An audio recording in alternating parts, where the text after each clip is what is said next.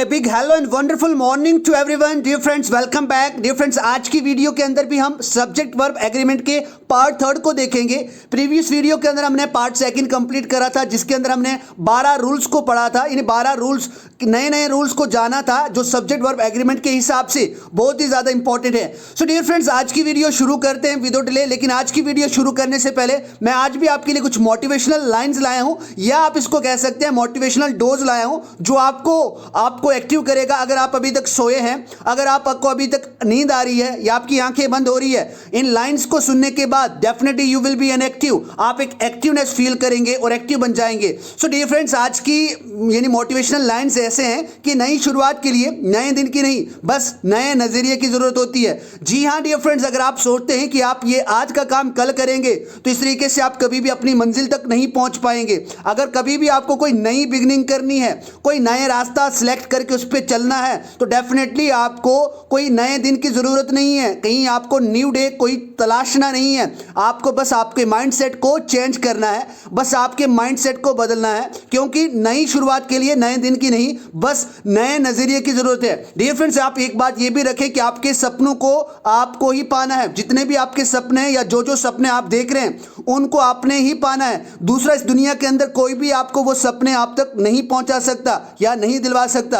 इसीलिए अपनी कमर कस लें और दिन रात एक करें कुछ टाइम के लिए, ताकि आप अपने सपनों को अचीव करें। सो डियर फ्रेंड्स, अगर आई होप कि आप एक्टिव हो गए होंगे आज की लेक्चर के लिए। आज की लेक्चर के अंदर हम रूल नंबर 13 से लेकर रूल नंबर 25 तक कवर करेंगे, एक छोटी सी वीडियो में, एक अच्छी बिगिनिंग के साथ, एक अच्छी लर्निंग के साथ। विशिंग यू गुड लक, और आई होप ये जो वीडियो है आपके लिए प्रोडक्टिव साबित हो। सो डियर फ्रेंड्स, हम देखते हैं रूल नंबर 13 क्या है। जब दो subject not only but also, यानी कभी भी दो सब्जेक्ट, जैसे आई एक सब्जेक्ट आ जाता है, ही एक अपने आप में सब्जेक्ट है, यानी आई और ही क्या हो गए, दो सब्जेक्ट हो गए। तो जब दो subject not only but also say जुड़े हों तो वर्ब पास वाले सब्जेक्ट के अनुसार लगाई जाती है। यानी जब भी इस तरीके से not only but also say कभी भी दो सब्जेक्ट जुड़े हों, तो जो पास में सब्जेक्ट होता है उसके मुताबिक ही हम क्या यूज करते हैं, वहां पे वर्ब यूज करते हैं। वो सिंगुलर हो सकती है या वो प्लूरल वर्ब हो सकती है। एग्जाम्पल में देखते हैं, not only the principal but also the teachers were playing the match. अब देखो, यहाँ पे प्रिंसिपल तो सिंगुलर है, टीचर्स यहाँ पे क्या है, टीचर्स यहाँ पे प्लूरल है। और प्लूरल के साथ आप हमेशा कौन सी वर्ब यूज करते हैं, हमने यहाँ पे वर यूज किया, और वर्ब भी अपने आप में क्या है, एक प्लूरल वर्ब है। उसके बाद सेकंड एग्जांपल देखते हैं, not only the students but also the class teacher was also involve in the discussion. आप ऐसे भी कह सकते हो, not only the students but also the class teacher was involve in the discussion. तो यहाँ पे आप इस आल्सो को काट दें, ये मिसटाइप हो गया होगा। इस तरीके से आप इसका यूज कर सकते हैं। देखो, यहाँ पे स्टूडेंट्स पहले प्लूरल यूज किया और हमने उसके बाद सिंगुलर यूज किया। पहले वाले सेंटेंस के अंदर हमने पहले सिंगुलर यूज किया, उसके बाद प्लूरल सब्जेक्ट का यूज किया, उसके बाद हमने क्या यूज किया था, प्लूरल वर्ब। इस तरीके से हमने यहाँ पे सिंगुलर सब्जेक्ट यूज किया, इसके साथ हमने सिंगुलर वर्ब वाज का यूज किया। तो डियर फ्रेंड्स, इस तरीके से आप इस कंफ्यूजन को दूर कर सकते हैं। उसके बाद रूल नंबर 14 देखते हैं, तो इसके अंदर भी बहुत अच्छा मजेदार कंसेप्ट है। ये यहाँ पे ये कह रहा है कि जब एक सब्जेक्ट के साथ beside as well as and not in addition to like with together with, जैसे जोड़ने वाले से अन्य या कोई शब्द जुड़े हों, तो वाक्य से पहले आने वाले के, जैसे मैं आपको देखो एक बार फिर से यहां पे बता देता हूं कि जब एक सब्जेक्ट के साथ beside as well as and not in addition to like with together with, जैसे जोड़ने वाले कंजक्शंस से अन्य सब्जेक्ट या कोई शब्द जुड़ा हो, तो वर्ब वाक्य में पहले आने वाले सब्जेक्ट के अनुसार लगती है। डियर फ्रेंड्स, एक बार फिर से सुन लें कि जब एक सब्जेक्ट के साथ बिसाइड हो, एज वेल एज हो, यानी जितने भी आपके पास ये कंजक्शंस हो, तो अगर ऐसे जोड़ने वाले यानी कंजक्शंस हैं, तो जो दूसरे सब्जेक्ट होते हैं उसके साथ कोई शब्द जुड़ा हुआ हो, तो वर्ब उसके मुताबिक ही हम इसका यूज करते हैं। जैसे एग्जांपल आपको मैं बता रहा हूं, Ram and not his friends. तो राम यहाँ पे किसकी बात, सब्जेक्ट यहाँ पे राम है, तो Ram and not his friends was present there. Ram और ना तो उसके राम प्रेजेंट था, ना तो उसके दोस्त क्लास में प्रेजेंट थे, या किसी पार्टी की बात कर सकते हो। उसके बाद the pigeon like other bird has wings. देखो, यहाँ पे बर्ड्स यहाँ पे प्लूरल था, लेकिन हमने किसके मुताबिक यूज किया, पिजन के मुताबिक ही यूज किया। उसके बाद यहाँ पे है 5 questions in addition to the first questions have to be answered. तो यहाँ पे हमने क्या यूज किया, हैव का यूज किया। और हैव क्या यूज क्यों किया, क्योंकि 5 क्वेश्चंस, यानी हम यहाँ पे प्लूरल में बात कर रहे थे। तो जब आप प्लूरल में बात करते हैं तब आप वर्ब भी कौन सी यूज करते हैं, प्लूरल यूज करते हैं। उसके बाद यहाँ पे रूल नंबर 15 देखते हैं। ये भी मजेदार कंसेप्ट है कि जब किसी सेंटेंस उसमें अदर या अनदर के बाद कोई नाउन आए तो ध्यान रखें आप सभी कि अदर के बाद प्लूरल नाउन और प्लूरल वर्ब लगती है, तथा अनदर के बाद सिंगुलर नाउन और सिंगुलर वर्ब लगती है। इसका मतलब यह है कि अगर किसी सेंटेंस के अंदर अदर लगता है या अनदर लगता है तो इनके भी दो रूल हो जाते हैं। अदर अगर लगे तो उसके साथ आप प्लूरल नाउन यूज करते हैं, और जहां पे प्लूरल नाउन लगता है डेफिनेटली डियर फ्रेंड्स वहां पे आप प्लूरल वर्ब का भी यूज करते हैं। उसके बाद अगर यहां पे किसी सेंटेंस के अंदर अनदर लग रहा है तो उसके साथ आप क्या यूज करेंगे, सिंगुलर नाउन यूज करेंगे, और जब उसके साथ आप सिंगुलर नाउन करेंगे तो यूज करेंगे तो उसके साथ आप सिंगुलर वर्ब भी यूज करेंगे। एग्जांपल देख लेते हैं, there are so many other hostels better than this, there are so many other hotels better than this या हॉस्टल बेटर देन दिस। तो यहाँ पे इससे भी ज़्यादा बहुत ज़्यादा हॉस्टल्स हैं। तो देखो यहाँ पे हमने अदर का यूज़ किया और अदर के साथ हमने होटल्स यानी यहाँ पे प्लूरल नाउन है ये, तो उसके साथ हम किसका, प्लूरल का ही यूज़ करेंगे, और यहाँ पे हमने प्लूरल वर्ब क्या यूज़ किया, आर यूज़ किया। उसके बाद यहाँ पे सेकंड एग्जांपल देखते हैं, there is another hotel near the bus stand, यानी यहाँ पे इस बस स्टैंड के पास और भी होटल है। तो यहाँ पे होटल क्या है, सिंगुलर नाउन है, इसीलिए हमने यहाँ पे सिंगुलर वर्ब इज का ही यूज़ किया है और किसी चीज़ का यूज़ नहीं किया है। उसके बाद ये फ्रेंड्स रूल नंबर 16 देखते हैं, ये भी इंटरेस्टिंग रूल है, जानने के लिए बहुत ज़रूरी है कि जब भी आप बात करते हैं the poor, the rich, the disabled, the young, the old, the English, the French, यानी ऐसे पूरी क्लास को जब आप डिफाइन करते हैं या व्यक्त करते हैं तो देखो यहाँ पे एक बात समझ लें। सबसे पहले द पोर का अर्थ है सभी गरीब लोग, यहाँ पे किसी एक गरीब लोग की बात नहीं करे, किसी एक गरीब इंसान की बात नहीं करे। द पोर का मतलब है यहाँ पे सभी गरीब लोग, और जहाँ पे द रिच का मतलब है यहाँ पे सभी धनी लोग यानी अमीर लोग की बात हो रही है, यानी एक कम्युनिटी को बता रहा है, एक ग्रुप को बता रहा है। इस तरीके से इसका समझे तो the poor, the rich, the disabled, the young, the old, the English, the French etcetera, पूरी क्लास को व्यक्त करते हैं। इनके साथ प्लूरल वर्ब का प्रयोग किया जाता है। आप बात याद रखें कि जब भी आप ऐसी बात देखते हैं या किसी सेंटेंस के अंदर आपको ऐसा सेंटेंस पूछा जाता है जिसके अंदर द पोर, द रिच हो, तो उसके साथ आप प्लूरल वर्ब का ही यूज करेंगे, क्योंकि यहाँ पे द पोर्स या द रिच ये क्या होगा, टोटली गलत होगा। यानी ऐसे कभी भी किसी सेंटेंस के अंदर आप नहीं लिख सकते, ये लिखना गलत है। एग्जाम्पल देखते हैं, द पोर आर ट्रस्टवर्दी, जो गरीब लोग होते हैं वो विश्वास के काबिल होते हैं, क्योंकि विश्वासी होते हैं, क्योंकि वो गरीब होता है और गरीब हमेशा झूठ नहीं बोलता, कभी कभी बोल भी देते हैं। उसके बाद the rich are generally unkind to the poor, जो अमीर लोग हैं वो डेफिनेटली सच में वो क्या है, वो जो गरीब लोग हैं उनके प्रति मीन दया नहीं करते, दयालु नहीं है। तो इस तरीके से आप ये कंसेप्ट भी अच्छे माइंड में रखें। उसके बाद रूल नंबर 17 देखते हैं, मज़ेदार छोटा रूल है कि जब दो सिंगुलर ऑब्जेक्ट्स को एंड से जोड़ा जाता है, देखो यहाँ पे जब दो सिंगुलर ऑब्जेक्ट्स को एंड से जोड़ा जाता है, एंड जब दो सिंगुलर सब्जेक्ट्स को एंड से जोड़ा जाता है तो वर्ब प्लूरल लगती है। एग्जांपल देखते हैं, यहाँ पे ही and she were present in the class, तो देखो यहाँ पे ही क्या है, एक सिंगुलर सब्जेक्ट है, शी है यहाँ पे क्या है, ये भी एक सिंगुलर सब्जेक्ट है, तो ये इसके साथ हम हमेशा क्या यूज करेंगे, प्लूरल वर्ब यूज करेंगे। तो हमने यहाँ पे प्लूरल क्या यूज किया, वर यूज किया इन द क्लास। उसके बाद सूरज एंड धीरज आर ब्रदर्स, जो सूरज है और वो जो धीरज है वो दोनों क्या है, भाई हैं। तो यहाँ पे सूरज भी सिंगुलर सब्जेक्ट था और यहाँ पे धीरज भी सिंगुलर सब्जेक्ट था, लेकिन इनके साथ हमने क्या यूज किया, सिंगुलर वर्ब नहीं, यहाँ पे प्लूरल वर्ब का हमने क्या किया, इनके साथ यूज किया। तो ये वाला कंसेप्ट भी आप अच्छे तरीके से अपने माइंड के अंदर रखें।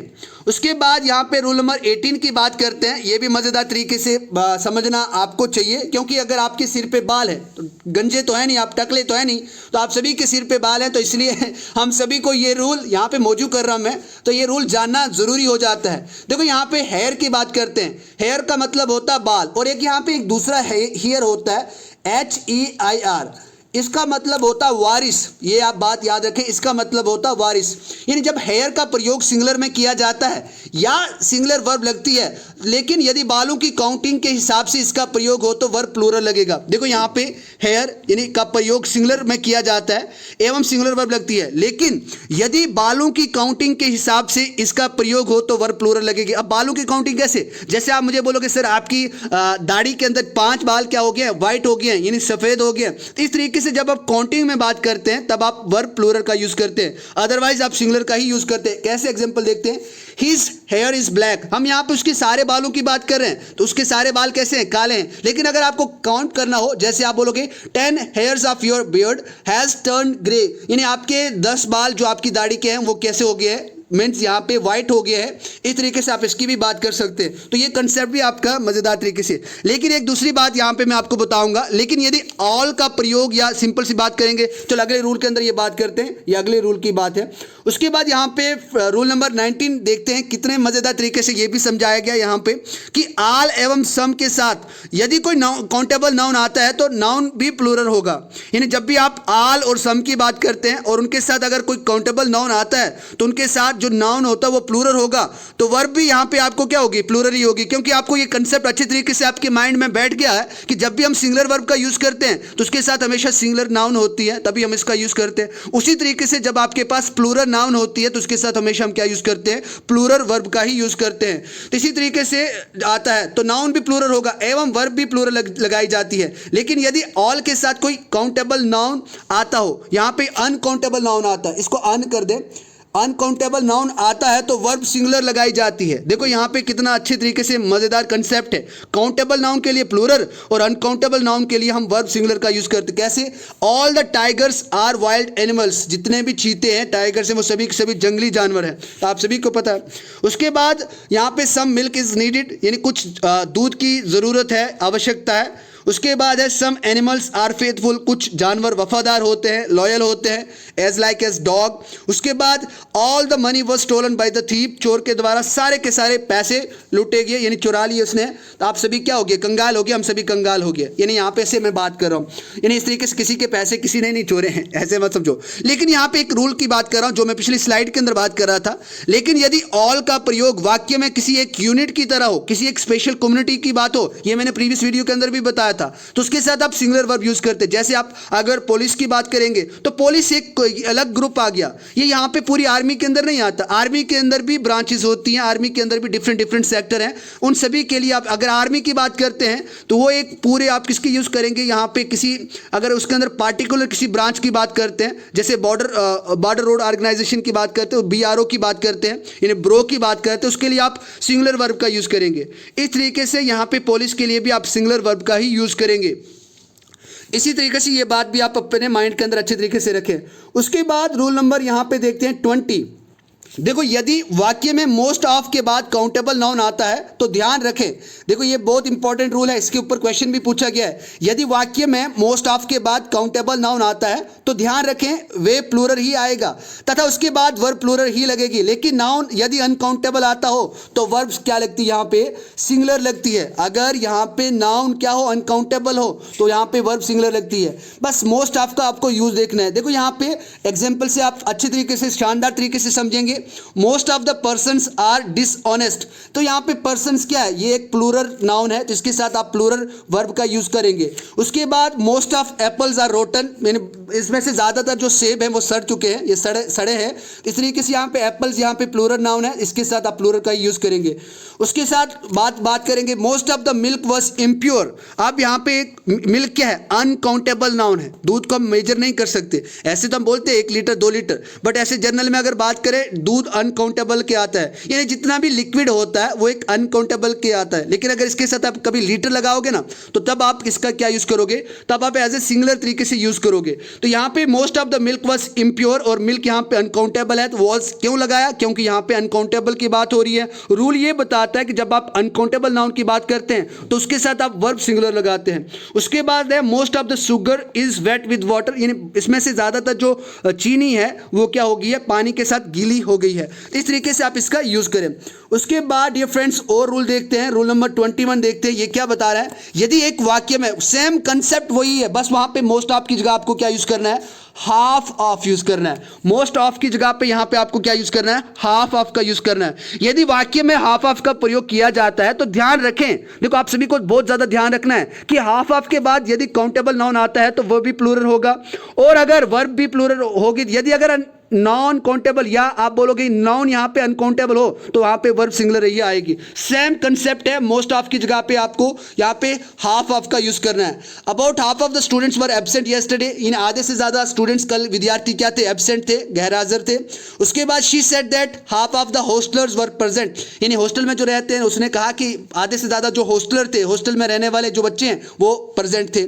उसके बाद half of the water was wasted, यानी आधे से ज्यादा पानी क्या था, खराब खराब था, वेस्ट हो गया था, बर्बाद हो गया, तो यहाँ पे वाटर अनकाउंटेबल के अंदर आता है, इसीलिए हमने वॉज का यूज यहाँ पे सिंगुलर वर्ब की तरह किया। उसके बाद है यहाँ पे half of the land was cultivated and half was uncultivable, यानी आधे से ज़्यादा ज़मीन तो क्या की गई थी, उसको कल्टिवेट किया गया था, लेकिन आधे से ज़्यादा ऐसे ही थी। इस तरीके से भी आप इसका यूज़ कर सकते हैं। उसके बाद रूल नंबर 22 देखते हैं। तो आप ये एक बात याद रखें, जब भी आप बात करें इसके, दियर के बाद आने वाली वर्ब प्लूरल या सिंगुलर होगी। एक बात याद रखें, दियर के बाद आने वाली वर्ब प्लूरल होगी या सिंगुलर होगी। अब ये इस पर निर्भर होगी कि वाक्य के अंदर आप सब्जेक्ट प्लूरल यूज़ कर रहे हैं या सब्जेक्ट आप सिंगुलर यूज़ करें। तो अगर आप सब्जेक्ट प्लूरल यूज़ करें तो डेफिनेटली वर्ब प्लूरल लगेगी, और अगर आप सिंगुलर सब्जेक्ट यूज़ करें डेफिनेटली वर्ब भी कौन सी लगेगी, सिंगुलर लगेगी। एग्जाम्पल देख लेते हैं। यहाँ पे there is a boy in the class, यानी क्लास कक्षा के अंदर क्या है, यहाँ पे एक लड़का है। उसके बाद देयर वाज ए गर्ल, वो एक वहाँ एक लड़की थी। There were 10 students in the morning assembly, there were 10 students. देखो यहाँ पे सेंटेंस के भाव के ऊपर भी बोध करवाता है। देखो यहाँ पे जो स्टूडेंट्स है ये क्या आपको पता है, ये सब्जेक्ट यहाँ पे क्या लग रहा है, सब्जेक्ट यहाँ पे प्लूरल लग रहा है, और प्लूरल के साथ आप क्या यूज करते हैं, वर्ब भी प्लूरल यूज करते हैं। उसके बाद there were several officers, officer is what, ये भी यहाँ पे क्या है, प्लूरल है। तो इस तरीके से आप इसके साथ भी क्या यूज करेंगे, प्लूरल वर्ब, वर्ब का ही यूज करेंगे, वर्ब का ही यूज करेंगे। डियर फ्रेंड्स आगे चलते हैं और अच्छे रूल्स को देखते हैं। रूल नंबर 23 को देखते हैं। अब देखो यहाँ पे ये भी मजेदार कंसेप्ट यहाँ पे बताया गया है। एज फॉलोज एक फ्रेज की तरह काम होता है। तो देखो आप कभी भी किसी सेंटेंस के अंदर उसको एज फॉलो नहीं लिख सकते, आपको इसके साथ एस लगाना ही लगाना है। अगर आप ऐसा नहीं करोगे तो सेंटेंस आपका क्या हो जाएगा, गलत हो जाएगा। अंग्रेजी में एज फॉलोज ही लिखा जाता है, ये आप अपने माइंड के अंदर रख लें। कभी भी रिटर्न लिखते हैं, लेटर लिखते हैं, कोई भी इंग्लिश की बात करें, साइंस की बात, कभी भी कुछ भी लिखें, अगर उसके अंदर आप एज फॉलोज का यूज करते हैं, जनरली ये क्वेश्चन पेपर के अंदर यानी जब हम एग्जाम देते हैं उसके अंदर हम इनका यूज करते हैं। Following points are given belows, या following points are as follows, इस तरीके से बात करते हैं तो अब आप यूज करें। The main points are as follows, यहां पे नॉट एज फॉलो यूज करें। The details are as follows, not as follow use करें। उसके बाद यहां पे रूल नंबर 24 देखते हैं। मजेदार रूल ये है कि कुछ नाउन्स जैसे furniture, luggage, information, advice, work, knowledge, equipment, behaviour, scenery, traffic, fruit, electricity, music, progress, weather, nonsense, sense etcetera, ये सभी के सभी क्या है, अनकाउंटेबल नाउन है। लेकिन इनको अगर आपको प्लूरलाइज करना है, इनकी प्लूरल फॉर्म बनानी है तो वो बनती नहीं है, क्योंकि इनकी कोई भी प्लूरलाइज नहीं फॉर्म बनती है। अर्थात अगर बात करें फर्नीचर को फर्नीचर्स नहीं बोल सकते हैं, ना लिख सकते हैं। इंफॉर्मेशन को आप इंफॉर्मेशंस ना तो लिख सकते हैं ना तो बोल सकते हैं। एडवाइस या एडवाइसेस ऐसे भी नहीं कह सकते हैं। वर्क को वर्क ही कहें, वर्क्स नहीं कह सकते हैं। नॉलेज को आप नॉलेज ही कह सकते हैं, नॉलेज ना लिख सकते हैं और ना कह सकते हैं। तो जब भी आपके पास अनकाउंटेबल नाउन हो तो इनके साथ एक बात याद रखें, ना तो इनके साथ आर्टिकल एन लगता है, हमेशा इनके साथ सिंगुलर वर्ब का ही यूज होता है। जैसे वर्क इज वर्शिप, यानी काम ही मेरी क्या है, पूजा है, जो काम है मेरा वही मेरी पूजा है। तो इस तरीके से भी आप इसका यूज कर सकते हो। उसके बाद नॉलेज इज पावर, यानी ज्ञान ही क्या है, शक्ति है। तो उसके बाद है his behaviour was not good, यानी उसका जो बर्ताव था वो अच्छा नहीं था। उसके बाद है हिज एडवाइस या हर advice in the matter is trust वर्दी, यानी उस लड़की ने जो एडवाइस करी वो क्या थी, ट्रस्ट वर्दी थी, यकीन करने के काबिल थी। इस तरीके से या यकीन करने के काबिल है, अगर वॉज लगाओगे तो पास्ट की बात हो जाएगी। उसके बाद the scenery of Kashmir is Indeed beautiful. देखो यहाँ पे इंडीड का मतलब होता है वास्तव में, हम कहते हैं ना वास्तव में आप अच्छे हो। यहाँ पे बताया गया the scenery of Kashmir is Indeed beautiful, यानी जो वास्तव में कश्मीर की ब्यूटी है, खूबसूरती है, वो बहुत ही अच्छी है। उसके बाद ये यहाँ पे एक नोट है, इस तरह की नाउन्स को काउंटेबल बनाने के लिए इनके साथ आप कुछ ऐसे यूज कर सकते हैं, ऐसे आप फ्रेज यूज कर सकते हैं, जैसे a piece of information, a piece of advice, यानी छोटी सी, ए पैकेट ऑफ फर्नीचर, आप इनके साथ यूज कर सकते हैं। डियर फ्रेंड्स आज की वीडियो का हमारा अंतिम रूल ये है कि अगर आप किसी वाक्य के अंदर सिंगुलर नाउन का रेपिटेशन होता है तो वहां पे प्रेपोजिशन के बाद ऐसे वाक्यों में हमेशा सिंगुलर वर्ब लगती है। यानी कई वाक्यों में सिंगुलर नाउन का रेपिटेशन होता है, बार बार आता है सिंगुलर नाउन, तो उसके अंदर अगर प्रेपोजिशन हो तो प्रेपोजिशन के बाद हमेशा आप सिंगुलर वर्ब का यूज करते हैं। जैसे मैन आफ्टर मैन, तो आफ्टर यहाँ पे क्या एक प्रेपोजिशन की तरह काम करा, तो इसके साथ आपने वॉज कमिंग देयर, यानी एक के बाद एक लोग आ रहे थे, आदमी आ रहे थे, इस तरीके से आप बात करोगे। He begs from door to door, यानी वो भीख के लिए दरवाजे से दरवाजे जाता है या मांगता है। उसके बाद है 1 month after another has passed, तो यहाँ पे आफ्टर लग रहा है, इसके बाद आप हैज का यूज करेंगे।